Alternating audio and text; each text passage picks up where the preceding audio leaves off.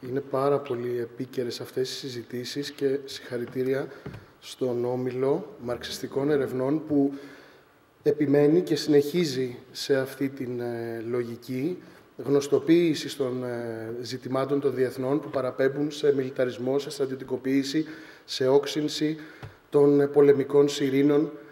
Είναι κάτι πάρα πολύ σημαντικό και κάτι που λείπει. Ρώτησα τον καθηγητή Καλτσόνη αν θα έφτανε να δείξω. Ναι, αμέσως. Αν θα έφτανε, ευχαριστώ, να δείξω σοβιετικές αφίσες για το διάστημα από τη δεκαετία του 60, αλλά μου είπε ότι πρέπει να κάνω και την παρουσίαση. Εμένα μου αρέσουν πάρα πολύ αυτές οι αφίσες και αυτή η τέχνη. Το θέμα της συζήτησης σήμερα είναι εκτοξεύοντας τον ιμπεριαλισμό, στρατιωτικοποίηση ευρωπαϊκής πολιτικής διαστήματος και άλλοι παγκόσμιοι παίκτες. 7 βασικά πράγματα θέλω να κρατήσουμε από την παρουσίαση αυτή. Το πρώτο είναι, σε συνέχεια της εισήγησης του καθηγητή Στραβελάκη, ότι υπάρχει μία είσοδος του ιδιωτικού κεφαλαίου στο διάστημα, το οποίο μέχρι τώρα ήταν προνόμιο των κρατών, θεωρείται μια κρατική πολιτική. Πλέον το ιδιωτικό κεφάλαιο εισβάλλει στο πεδίο του διαστήματος ως μια οικονομική δραστηριότητα και μάλιστα στο πεδίο του στρατιωτικού διαστήματος, όπως παρατηρούμε με το Starlink και τον Elon Musk και τον ρόλο ιδιωτικών εταιριών διαστημικών στον πόλεμο της Ουκρανίας.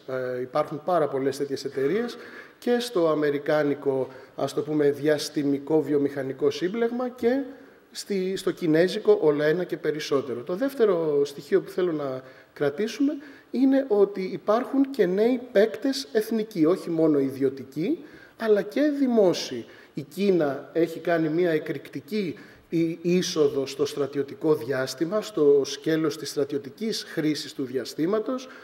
Ανυπομονώ να ακούσω και τον καθηγητή Καλτσόνη και την εισήγησή του για τη σχέση Αμερικής-Κίνας. Η Ρωσία επανέρχεται μετά από μια περίοδο μεγάλης κρίσης και βεβαίως υπάρχει και η Ευρωπαϊκή Ένωση. Ένα τρίτο σκέλος είναι ότι υπάρχουν καινούρια όπλα, τα οποία πλέον δεν είναι όπλα παθητικά όπως το λέιζερ που κοιτάει να υποκρύψει, να μπλοκάρει τους δορυφόρους, αλλά υπάρχουν αντιδορυφορικά όπλα και γίνονται δοκιμές αντιδορυφορικών όπλων, δηλαδή γίνεται πλέον μια στρατιωτική χρήση του διαστήματος. Στρατιωτική όμως όχι με την έννοια της ευρύτερα στρατιωτικής, όπως ας πούμε το να έχουμε ένα GPS για να κατευθύνουμε ένα πύραυλο ή ένα υποβρύχιο, αλλά με την έννοια της τοποθέτησης όπλων. Η Ευρωπαϊκή Ένωση είναι ένας νέος δρόν στο στρατιωτικό διάστημα με πάρα πολλά project τα οποία θα δούμε στη συνέχεια. Υπάρχουν νέες στρατηγικές όλων των εμπλεκομένων παικτών Αμερικής, Ρωσίας, Κίνας, Ευρωπαϊκής Ένωσης που πλέον ανοιχτά αναφέρονται στο διάστημα ως ένα νέο πεδίο μάχης, όπως είναι η ξηρά, η θάλασσα και ο αέρας. Και βέβαια υπάρχει μια διτή στρατηγική όπου αυτές οι χώρες και η Ευρωπαϊκή Ένωση που δεν είναι χώρα αλλά είναι μια μορφή διεθνούς ολοκλήρωσης επιζητούν και να αναπτύξουν μέσα για να πλήξουν τις διαστημικές δυνατότητες άλλων χωρών και ταυτόχρονα προσπαθούν να μιμηθούν η μία την άλλη στην ανάπτυξη αυτών των δυνατοτήτων. Το Starlink, για παράδειγμα, που ανέφερα πριν, πλέον η Κίνα το αναπτύσσει και η Ρωσία έχει πει ότι θέλει να το αναπτύξει μέσα στο εγγύς μέλλον.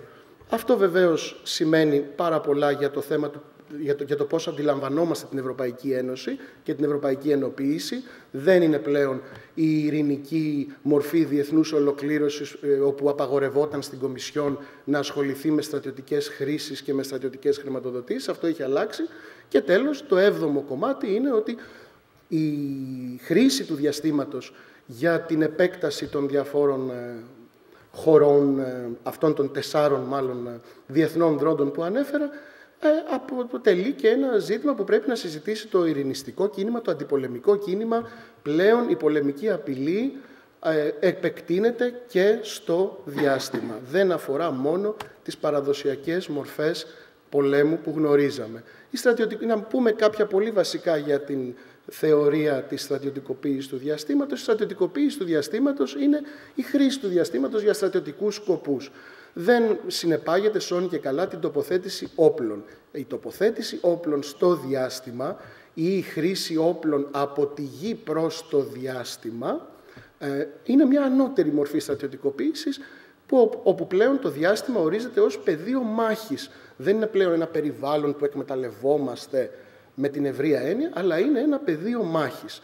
Και προς τα εκεί πηγαίνει πλέον η όξυνση των ενδοϊμπεριαλιστικών αντιθέσεων, όταν και η Αμερική και η Ρωσία και η Κίνα και η Ινδία, έχει πολύ ενδιαφέρον, δεν το θίγω στην παρουσίαση αυτή για να μην σας κουράσω, αναπτύσσουν πλέον αντιδορυφορικά όπλα άμεσης ανόδου, δηλαδή πυράβλους οι οποίοι ξεκινούν από την ξηρά και πλήττουν δορυφόρους. Εκτοξεύονται από το έδαφος ή από τη θάλασσα. Η Αμερική έχει εκτοξεύσει και από πολεμικό πλοίο και καταστρέφουν δορυφόρο προσκρούοντας πάνω στο δορυφόρο. Αυτό είναι μια καινούρια μορφή στρατιωτικοποίησης, πολύ έντονη. Είχε παρατηρηθεί στην όξυνση του ψυχρού πολέμου τη δεκαετία του 60, όμως επανήλθε από το 2010-2015 και μετά. Είναι κάτι καινούριο και πολύ διαφορετικό από την απλή χρήση του διαστήματος για στρατιωτικούς σκοπούς. Υπάρχουν και άλλες μορφές όπλων και χρήσεων, δεν θα σας κουράσω, λέιζερ, ηλεκτρονικός πόλεμος, αντιδορυφορικά όπλα που χρησιμοποιούνται μέσα από δορυφόρους. Ας πάμε στην Αμερική, η οποία είναι ο κολοσιαίος δρόν στο κομμάτι της στρατιωτικοποίησης του διαστήματος, καινούριες εξελίξεις με το Τραμπ, η ίδρυση του Space Command, δηλαδή μιας νέας διοίκησης, η οποία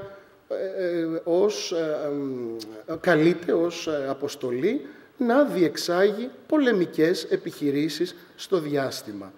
Αντιμετωπίζουμε πλέον το διάστημα ως ένα ανεξάρτητο πεδίο, όπως είναι η θάλασσα, ο αέρας, το έδαφος και ο κυβερνοχώρος. Αυτό δήλωσε ο Τραμπ το 2019 και κάλεσε τις Ηνωμένες Πολιτείες να εντοπίζουν και να καταστρέφουν, να μπορούν μάλλον, να εντοπίζουν και να καταστρέφουν οποιοδήποτε πύραυλο ή οποιοδήποτε άλλο όπλο διαστημικής χρήσης εκτοξεύεται από άλλα κράτη.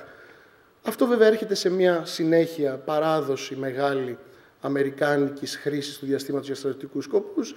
Ενδεικτικά το 2000 ο διοικητής της τότε Spacecom, η οποία σταμάτησε να υπάρχει και τώρα πλέον ξανά ιδρύθηκε, θα πολεμάμε από το διάστημα και θα πολεμάμε στο διάστημα. Επίσης, εκτός από το US Space Command, πλέον έχουμε και το US Space Force, το οποίο τι είναι το διαστημικό σώμα των ΗΠΑ, όπως λέμε ο στρατός ξηράς, το πολεμικό ναυτικό, η πολεμική αεροπορία, ένα νέο σώμα που καλείται να εξοπλίσει. Το US Space Command είναι μια διοίκηση. Εδώ έχουμε ένα νέο σώμα, όπου σε αυτό πλέον υπάγονται όλα τα στρατιωτικά μέσα των Ηνωμένων Πολιτειών, διαστημικά όπλα, στρατιωτικοί δορυφόροι, συστήματα παρακολούθησης του διαστήματος και της γης από το διάστημα. Καλείται το US Space Force να εκπαιδεύσει το προσωπικό, να προμηθευτεί τα σχετικά συστήματα και βεβαίως να επεξεργαστεί και την στρατηγική, την απαραίτητη που πρέπει να υπάρχει. Από πού προέκυψε το διαστημικό σώμα των ΗΠΑ, όπως αναγράφεται στο κείμενο, στο καταστατικό στο οποίο βασίζεται η λειτουργία του, από την ευρεία αναγνώριση ότι το διάστημα είναι επιτακτική ανάγκη εθνικής ασφαλείας. Σε συνδυασμό με την αυξανόμενη απειλή που θέτουν οι στρατηγικοί ανταγωνιστές στο διάστημα, τι υπάρχει ανάγκη για μια υπηρεσία επικεντρωμένη στην επιδίωξη υπεροχής στο τομέα του διαστήματος. Έχουμε νέα περιουσιακά στοιχεία, νέες ικανότητες της Αμερικής, η κυριότερη εκ των οποίων είναι η επανάληψη των αντιδορυφορικών δοκιμών που ξεκίνησαν το 2008 και αυτό οδήγησε σε αντιδορυφορικές δοκιμές στη Ρωσία, την Κίνα και την Ινδία. Έχει δηλαδή ξεκινήσει ένα είδος space race, ένα είδος κούρσας των εξοπλισμών με αφετηρία την πρωτοβουλία αυτή της Αμερικής και έχουμε και καινούρια οχήματα, όπως για παράδειγμα το X-37, το οποίο μπορεί να χρησιμοποιηθεί ως ένα στρατιωτικό διαστημικό λεωφορείο, το οποίο δεν μεταφέρει όμως ανθρώπους, δεν μεταφέρει διαστημανθρώπους, μεταφέρει όμως, μπορεί να μεταφέρει οπλικά συστήματα, αντιδορυφορικά όπλα και μπορεί βεβαίως με τους κατάλληλους ελιγμούς να θέσει εκτός λειτουργίας δορυφόρους άλλων κρατών. Επισημαίνω τον αυξανόμενο ρόλο του ιδιωτικού κεφαλαίου, διότι αυτό συνδέει ακριβώς την λειτουργία του διαστήματος ως μια ακριβώς αντίρροπη δύναμη στην τοτική τάση του ποσοστού κέρδους, διότι ιδιωτικές εταιρείες όπως η SpaceX, η πιο γνωστή, το ιδιωτικό κεφάλαιο δεν επιτρεπόταν να μπει στο χώρο του διαστήματος, πλέον λειτουργεί μέσα σαν ένας απόλυτα νόμιμος παίκτης, παραχωρώντας υπηρεσίες στρατιωτικές, αμιγώς στρατιωτικές στην αμερικάνικη κυβέρνηση. Άρα είναι ένα νέο πεδίο κερδοφορίας για το ιδιωτικό κεφάλαιο, από το οποίο μέχρι τώρα ήταν αποκλεισμένο, και αυτό είναι κάτι το οποίο έχει οδηγήσει σε αλυσιωτές αντιδράσεις, όπως στην αύξηση των δορυφόρων, στην αύξηση των μικροδορυφόρων. Οι μικροδορυφόροι είναι μια καινούρια τεχνολογία η οποία έχει προκύψει από τις ιδιωτικές διαστημικές εταιρείες της Αμερικής και αντίστοιχα οδηγεί και σε απαντήσεις στο στρατιωτικό πεδίο από τη Ρωσία, από την Κίνα. Δεν είναι δηλαδή μια αμιγώς οικονομική δραστηριότητα, μια οικονομική εξέλιξη ή είσοδος αυτή των ιδιωτικών εταιριών στο διάστημα. Έχει και στρατηγικές συνέπειες. Η Κίνα, παρομοίως, τα τελευταία 10 χρόνια έχει πλέον αναδειχθεί στη δεύτερη μεγαλύτερη διαστημική δύναμη μετά τη ΣΥΠΑ, έχει προχωρήσει στις ίδιες ακριβώς θεσμικές μετατροπές που καθιστούν το διάστημα ένα πεδίο μάχης με την υπαγωγή μιας ξεχωριστής διοίκησης, της διοίκησης διαστημικών συστημάτων στην ευρύτερη στρατηγική της Κίνας. Πάρα πολλοί δορυφόροι για διάφορες στρατιωτικές χρήσεις, όπως συλλογή πληροφοριών, στρατιωτικές επικοινωνίες, early warning, προειδοποίηση για εκτόξευση πυράβλων και δορυφορική πλοήγηση, όπως το γνωστό μας GPS που έχει η Αμερική ή τον Γαλιλαίο που έχει η Ευρωπαϊκή Ένωση. Αντίστοιχα, το Beidou είναι το κινέζικο GPS, το οποίο βεβαίως έχει και σαφείς στρατιωτικές χρήσεις, όπως ο έλεγχος και η καθοδήγηση οπλικών συστημάτων. Το Starlink και η παροχή δορυφορικού ίντερνετ σε έναν πόλεμο όπως στην Ουκρανία έχει προκαλέσει μεγάλη εντύπωση στην Κίνα και στη Ρωσία και πλέον αναπτύσσεται παρόμοιο σύστημα στην Κίνα, 2 παρεμφερή συστήματα στην Κίνα, και βεβαίως το διαδίκτυο, η χρήση του διαδικτύου είναι μια ειρηνική χρήση όταν γίνεται σε συνθήκες ειρήνης, αλλά όταν γίνεται για να υποβοηθηθεί η διεξαγωγή πολέμου και η επικοινωνία μεταξύ στρατευμάτων και η δορυφορική επικοινωνία είτε μέσω δορυφορικών τηλεφώνων είτε μέσω δορυφορικού διαδικτύου, αποκτά μια στρατιωτική χρήση. Παρεμφερείς αντιδιαστημικές δυνατότητες προς την Αμερική αναπτύσσονται τα τελευταία 10 χρόνια. Όπως το X-37 που έδειξα πριν, πλέον η Κίνα αναπτύσσει το Shenlong, το οποίο και αυτό μπορεί να μεταφέρει αντιδορυφορικά όπλα. Άρα μιλάμε για μία, ας το πούμε, weaponization, οπλοποίηση, δηλαδή τοποθέτηση όπλων στο διάστημα και όχι απλά χρήση του διαστήματος, που δείχνει ακριβώς την όξυνση της αντιπαράθεσης Αμερικής-Κίνας-Ρωσίας στο διάστημα, με ένα παραπάνω επίπεδο εμπλοκής όπλων πλέον και όχι απλώς στρατιωτικής χρήσης.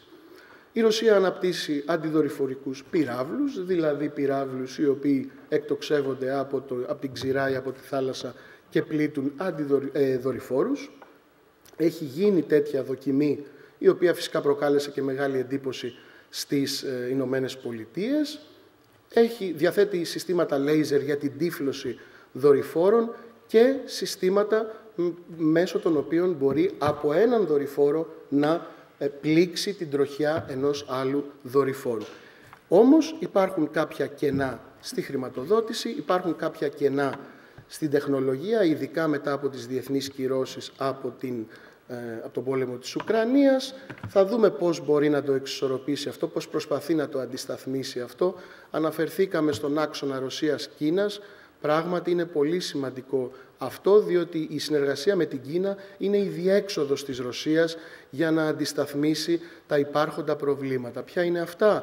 Εξάρτηση από ηλεκτρονικό εξοπλισμό από το εξωτερικό που πλέον καλείται να παράξει η ίδια στο εσωτερικό της, εξάρτηση από εξαγωγές οι οποίες πλέον δεν μπορούν να γίνουν στις Ηνωμένες Πολιτείες ή στην Ευρώπη ή άλλες υπηρεσίες. Εκτόξευε, ας πούμε, η Ρωσία ευρωπαϊκούς δορυφόρους, έστελνε ευρωπαϊκό διαστημικό προσωπικό, αστροναύτες της Ευρωπαϊκής Ένωσης με ρωσικούς εκτοξευτήρες. Αυτό δεν μπορεί να γίνει πλέον, και ρωσικούς πυράβλους. Αυτό δεν μπορεί να γίνει. Χρειάζεται εξυγχρονισμός, χρειάζεται ανάπτυξη της παραγωγικότητας, βελτίωση της παραγωγικότητας. Αυτό δεν είναι εύκολο να γίνει. Δύο τρόποι χρησιμοποιούνται από τη Ρωσία για να γίνει αυτό. Αποκλειστική εστίαση σε στρατιωτικές χρήσεις εις βάρος ειρηνικών εφαρμογών. Δεν σημαίνει ότι παύουν να υπάρχουν ειρηνικές εφαρμογές όπως η εξερεύνηση του διαστήματος, αλλά μειώνονται έναντι των στρατιωτικών χρήσεων. Και συνεργασία Ρωσίας-Κίνας στο διάστημα, πάρα πολύ σημαντικός άξονας, που βεβαίως οξύνει και την αίσθηση αυτής της συνύπαρξης στη Δύση, στην Ευρωπαϊκή Ένωση και στις Ηνωμένες Πολιτείες. Συμφωνώ απόλυτα με την εκτίμηση ότι η στροφή Τραμπ προς τη Ρωσία, η φιλική διάθεση που επιδεικνύει, είναι ένας τρόπος διάρρηξης του ρώσο-κινεζικού άξονα, ο οποίος εμφανίζεται έντονα, πολύ έντονα και στο διάστημα. Θα διαλέξω, γιατί ο χρόνος είναι λίγος, μάλλον για να μην σας κουράσω, θα διαλέξω ένα μόνο πρόγραμμα, πάρα πολύ σημαντικό. Το συντονισμό των συστημάτων δορυφορικής πλοήγησης Κίνας και Ρωσίας. Σαν να πούμε, ας πούμε, ότι συντονίζουμε το GPS με τον Γαλιλαίο. Υπάρχει, για την ακρίβεια, τέτοιο πρόγραμμα στην Ευρωπαϊκή Ένωση. Η Κίνα με τη Ρωσία αποφάσισαν να βελτιώσουν τα δικά τους συστήματα δορυφορικής πλοήγησης, που όλοι γνωρίζουμε πόσο σημαντικά είναι και για την μη στρατιωτική ζωή, αλλά πόσο μάλλον στη στρατιωτική χρήση με την κατεύθυνση οπλικών συστημάτων. Και άρα πλέον το Beidou και το GLONASS, δηλαδή το αντίστοιχο κινεζικό και ρωσικό σύστημα δορυφορικής πλοήγησης, συντονίζεται με αμοιβαία παρουσία κέντρων λήψης σημάτων και διοίκησης των Ρώσων στην Κίνα και των Κινέζων στη Ρωσία. Υπάρχουν επίσης προγράμματα που διερευνούν την εκτόξευση εχθρικών βαλιστικών πυράβλων. Υπάρχει μια εντυνόμενη συνεργασία, από την οποία υπάρχει βεβαίως και ένα κοινό όφελος, διαμοιρασμός τεχνολογίας και εξοικονόμηση κόστους. Πάμε στην Ευρωπαϊκή Ένωση. Πολύ γρήγορα υπάρχει μια νέα διαστημική στρατηγική για την άμυνα, όχι διαστημική στρατηγική της Ευρωπαϊκής Ένωσης γενικά, διαστημική στρατηγική για την άμυνα. Πλέον η Ευρωπαϊκή Ένωση αναφέρεται ρητά στη χρήση του διαστήματος για στρατιωτικούς σκοπούς και έχει δώσει εντολή στον Ευρωπαϊκό Οργανισμό Άμυνας, στο European Defence Agency, να ενσωματώσει στα υπάρχοντα και μελλοντικά προγράμματα που υποτίθεται ότι ήταν ειρηνικά της Ευρωπαϊκής Ένωσης, τα διαστημικά προγράμματα, να ενσωματώσει όλες τις στρατιωτικές απαιτήσεις, δηλαδή τις απαιτήσεις των αξιωματικών, των εθνικών στρατών, και άρα τα προγράμματα που γνωρίζαμε μέχρι τώρα ότι είναι αποκλειστικής ειρηνικής χρήσης, και τα οποία δύο ήταν μέχρι τώρα, τα βασικά, το Γαλιλαίο, το αντίστοιχο δηλαδή ευρωπαϊκό GPS, το σύστημα δορυφορικής πλοήγησης της Ευρωπαϊκής Ένωσης, και το Κοπέρνικους, που είναι η παρακολούθηση, η δορυφορική επιτήρηση της Γης, δηλαδή η παρακολούθηση της Γης από δορυφόρους. Η Ευρωπαϊκή Ένωση μέχρι πρόσφατα διαρρήγνει τα ημάτια της ότι όλα αυτά είναι ειρηνικά και δεν έχουν καμία στρατιωτική χρήση. Βεβαίως όλα αυτά έχουν πάει περίπατο. Και το Κοπέρνικους και τον Γαλιλαίο αναμένεται να... Τον Γαλιλαίο ήδη έχει χρήση στρατιωτική, το Κοπέρνικους αναμένεται να αποκτήσει, και υπάρχουν και άλλα δύο προγράμματα, το IRIS 2 και το και το σύστημα παρακολούθησης, το πρόγραμμα παρακολούθησης του διαστήματος, το οποίο έχει στρατιωτικές χρήσεις. Πλέον, το Κοπέρνικους, η παρακολούθηση της Γης, συγγνώμη, δεν θα σας κουράσω με τεχνικούς όρους, το Κοπέρνικους είναι ένα σύστημα δορυφόρων με τους οποίους η Ευρωπαϊκή Ένωση παρακολουθεί τη Γη. Η Ευρωπαϊκή Ένωση, η Κομισιόν, έχει δώσει εντολή ώστε όλες οι υπηρεσίες του Κοπέρνικους σταδιακά να γίνουν συμβατές με τις αμυντικές απαιτήσεις. Αυτό φυσικά είναι συμβατό και με τις απαιτήσεις της στρατιωτικής βιομηχανίας Ευρωπαϊκής Ένωσης. Για παράδειγμα, ο Διευθύνων Σύμβουλος της OHB, μιας τεράστιας γερμανικής διαστημικής εταιρείας, παραδέχεται και επικροτεί ότι η Κομισιόν οφείλει να αναπτύξει διπλή χρήση για τις υπάρχουσες δυνατότητές της. Το Κοπέρνικους, τον Γκαλιλαίο, το IRIS-2, το οποίο είναι το αντίστοιχο Starlink της Ευρωπαϊκής Ένωσης, δηλαδή δορυφόροι οι οποίοι θα σταλούν στο διάστημα για να παράσχουν δορυφορική επικοινωνία και δορυφορικό ίντερνετ στις στρατιωτικές δυνάμεις και στις δυνάμεις ασφαλείας και στα σώματα ασφαλείας, μεταξύ άλλων της Ευρωπαϊκής Ένωσης και των κρατών μελών, με στόχο την ανεμπόδιστη παγκόσμια πρόσβαση της Ευρωπαϊκής Ένωσης, παγκόσμια εννοεί σε όλο τον κόσμο, σε ασφαλείς και ανθεκτικές επικοινωνίες, η οποία να μπορεί να υποστηρίξει αμυντικές αποστολές και επιχειρήσεις. Και τέλος έχουμε τη διαστημική παρακολούθηση και επιτήρηση, δηλαδή σένσορες, αισθητήρες και δορυφόρους, που δεν παρακολουθούν όμως τη Γη, παρακολουθούν το διάστημα. Τι σημαίνει παρακολουθούν το διάστημα? Παρακολουθούν εχθρικούς δορυφόρους, κινήσεις, τροχές και παρουσία στρατιωτικών δορυφόρων στο διάστημα. Ρητά πλέον η Κομισιόν, βεβαίως, ευχαριστώ πάρα πολύ, έχει δηλώσει ότι αυτό που υποτίθεται ότι θα ήταν ειρηνικό, πλέον καλείται να παρακολουθεί όχι μόνο να παρακολουθεί πράγματα που υπάγονται σε ειρηνικές χρήσεις, ας πούμε έναν κομίτι ή συντρίμμια, διαστημικά συντρίμμια. Αυτό είναι μια ειρηνική χρήση της παρακολούθησης. Πρέπει να παρακολουθούμε τα διαστημικά συντρίμμια για να μην χτυπήσουν οι δορυφόροι. Αλλά πλέον η Κομισιόν σκοπεύει να παρακολουθεί αντιδορυφορικά όπλα, βαλιστικούς πυράβλους και στρατιωτικούς δορυφόρους. Ολοκληρώνω με αυτό που εγώ πιστεύω ότι θα πρέπει να είναι η απάντηση αυτού που αντιλαμβανόμαστε σαν αντιπολεμικό κίνημα, ειρηνιστικό κίνημα, του καθενός και της καθεμιάς από εμάς. Σίγουρα πρέπει να υποστηρίξουμε απέναντι σε αυτή την όξυνση των μιλιταριστικών και ενδοϊμπεριαλιστικών αντιθέσεων και μιλιταριστικών τάσεων. Πιστεύω ότι πρέπει να διεκδικήσουμε μια αποτροπή της κούρσας εξοπλισμών στο διάστημα, μια απαγόρευση της χρήσης των αντιδορυφορικών όπλων και βεβαίως μελλοντικά μια πλήρη αποστρατιωτικοποίηση του διαστήματος. Υπάρχουν κάποιοι θεσμοί, οι οποίοι όμως συνειδητά υποσκάπτονται από τις χώρες εκείνες και από τις δυνάμεις εκείνες που θέλουν περαιτέρω στρατιωτικοποίηση του διαστήματος. Μία από αυτή, για όποιον ενδιαφέρεται, έχει καταπληκτικές δημοσιεύσεις και επεξεργασίες, είναι η Επιτροπή του ΟΗΕ για τις ειρηνικές χρήσεις του διαστήματος.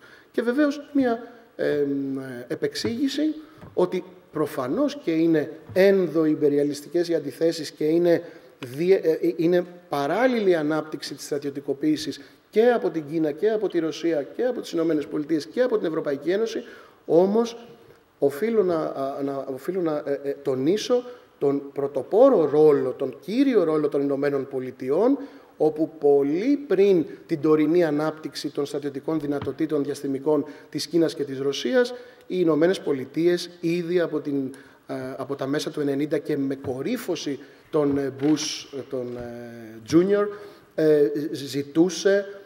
μάλλον είχε δηλώσει ότι το δόγμα της πλέον ήταν η καθιέρωση της στρατιωτικής παρουσίας στο διάστημα, η διεξαγωγή πολεμικών επιχειρήσεων και βέβαια μια κίνηση η οποία έσπηρε την ανησυχία σε Ρωσία και Κίνα, η έξοδος, η απόσυρση των ΗΠΑ από το ABM, από τη συνθήκη ABM, η οποία απαγόρευε την εγκατάσταση πυραυλικών συστημάτων στο διάστημα.